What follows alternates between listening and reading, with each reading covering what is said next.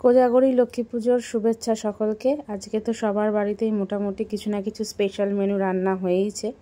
খিচুড়ি, fried rice, pulao, তার সাথে আলুর দম, লাবড়া, আলু ফুলকপির তরকারি আমাদের বাঙালি পরিবারের মোটামুটি কমন। তো আমিও আজকে একটু ছোটোখাটো অ্যারেঞ্জমেন্ট করেছিলাম। তো সকালবেলা আমি আপনাদের সাথে শেয়ার করেছি একটা আলু ফুলকপির দম মতো, আর এখন যেটা শেয়ার করছি সেটা হচ্ছে ফ্রায়েড রাইস। তো ফ্রায়েড রাইস মানে বাঙালি ফ্রায়েড রাইস, যেটাকে আমরা মিষ্টি পোলাওও বলতে পারি, মিষ্টি সবজি পোলাও যেটাকে বলে। ফ্রায়েড রাইস, বাঙালি ফ্রায়েড রাইস বানাতে আমরা সবাই জানি, তাই আলাদা করে বলার আমার কিছু নেই। তাই আলাদা করে রেসিপি বলার মতো তো নয়, তাও আর কি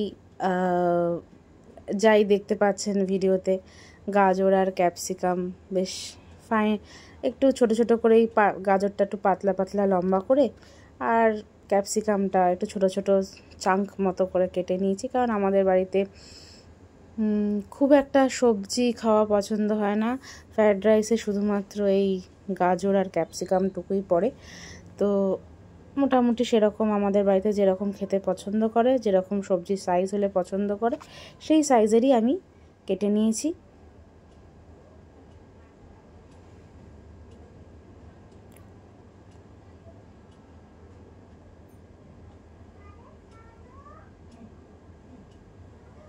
এই আমার কাটা কমপ্লিট গাজর, ক্যাপসিকাম। আমি কাজু আর কিশমিশটাকে একটু বিকালবেলার দিকে জলে ভিজিয়ে রেখেছিলাম, তারপর জলটাকে নিংড়ে রেখেছি, তার সঙ্গে একটু গোটা গরম মশলা। এবার তো কড়াইতে ঘিয়ের সাথে সামান্য সাদা তেল মিশিয়ে আমি সাধারণত এই রান্নাটা করে থাকি। পুরোটা ঘিও হয় না, আবার পুরো সাদা তেলও হয় না। তারপর তেজপাতা আর গোটা গরম মশলা ফোড়ন দিয়ে একটু খানিকক্ষণ গন্ধ বেরোনো পর্যন্ত, মানে গরম মশলার গন্ধটা বেরোনো পর্যন্ত একটু ভালো করে নাড়াচাড়া করে,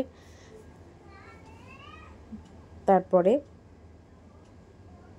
যতক্ষণ না গন্ধটা বেরোয় আমি অন্য কিছু অ্যাড করি না। তারপরে সবজিগুলো দিয়ে বেশ ভালো ভাজা ভাজা করতে হয়, কারণ আমাদের বাড়িতে ওই কাঁচা কাঁচা সবজি থাকলে আবার লোকে খেতে চায় না। তাই বেশ একটু ভালো করেই, মানে কড়া ভাজা নয় কিন্তু ভালো করেই একটু ভাজতে হয়। এবং আমি ভাজার সময় কিন্তু নুন অ্যাড করি না।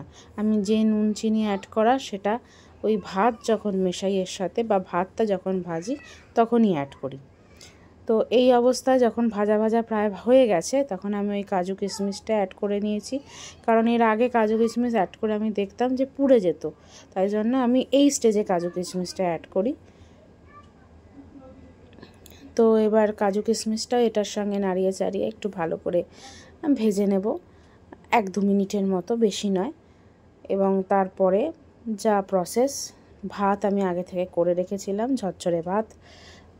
দাওয়াতের পোলাও রাইসটা আমি সাধারণত ফ্রায়েড রাইস বানাতে ব্যবহার করি, সেই ভাতটা অ্যাড করে দিয়েছি। এবং তার উপর আমার স্বাদ মতো নুন এবং চিনি আমি অ্যাড করেছি। এই চিনির পরিমাণ ধরুন যতটা মানে কড়া, মানে একটা বড় কড়া ভর্তি রাইস দেখতেই পাচ্ছেন, তো ভাববেন না যে এটা আমরা একা খাবো। এটা আসলে আমার হাজব্যান্ড কালকে অফিসেও নিয়ে যাবে তার বন্ধুবান্ধবদের জন্য, অফিস কলিগদের জন্য, তাই একটু কোয়ান্টিটিতে বেশি পরিমাণেই বানাতে হয়েছে। তো এই ফ্রায়েড রাইসে আমি প্রধানত ধরুন 5 থেকে 6 চামচ চিনি আর ওইটুকু নুন ব্যবহার করেছি, যেটা দেখলেন। তো খুব মিষ্টিও নয়, আবার একদম মিষ্টি ছাড়াও নয়, এরকম টাইপের আমি মানে ফ্রায়েড রাইসটা বানাই। বাঙালি ফ্রায়েড রাইস তো একটুখানি মিষ্টি মিষ্টি হয় পোলাওয়ের মতো, তো আমি সেই অনুযায়ী বানাই।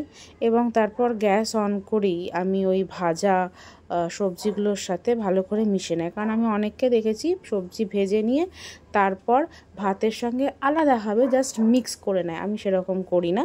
আমি ভাতটাকে সবজিগুলোর সঙ্গেই একটু ভাজা ভাজা করি, মানে যেটাকে ফ্রাই যে কথাটা যার জন্য এসছে, ফ্রাইড রাইস। তো আমার মাকেও আমি এইভাবেই করতে দেখতাম, তাই জন্য আমি এইভাবেই করি। তো যখন আমি ভাতটা ওই জন্য অ্যাড করি যাতে চিনিটা গলে যায়, তার জন্য ভাত অ্যাড করার সঙ্গে সঙ্গে নুন চিনিটা অ্যাড করে নিই। এবং সবার লাস্টে যেটা কিনা আমার খুব ভাল লাগে। হয় আমি মিঠা আতর অ্যাড করি, কিন্তু আজকে মিঠা আতর ছিল না, তার জন্য আমি যে সানরাইজ গরম মশলা হয় সেটা ওপর থেকে একটু ছড়িয়ে দিই। বিশ্বাস করুন, ফ্রায়েড রাইসে একটা অদ্ভুত সুন্দর স্মেল আসে এবং খেতেও খুব ভালো লাগে। মানে ওই স্মেলটার জন্য খাওয়ার ইচ্ছেটা মানে দ্বিগুণ হয়ে যায়। এটা আমার মানে একটা ট্রিক বলতে পারেন। আমি সাধারণত এইটা দিই, বা মিঠা আতর বা একটু সামান্য কেওড়া জল, গোলাপ জলও অনেক সময় দিয়ে থাকি, বা শুধু মিঠা আতরও দিই। কিন্তু আজকে কিছুই ছিল না আমার কাছে অ্যাভেলেবেল, তাই জন্য আমি ওই সানরাইজ যে গরম মশলা সেটা একটুখানি ছড়িয়ে দিয়েছি। আর বিশ্বাস করুন, সেই স্মেল বেরোচ্ছিল, মানে বাড়িতে সবাই পায়ে বলতে গেলে বাটি নিয়ে দাঁড়িয়েছিল পেছনে। তো দেখতেই পাচ্ছেন, এটা হচ্ছে ফাইনাল লুক, আর এটা হচ্ছে আমার লক্ষ্মী পুজোর খাবার।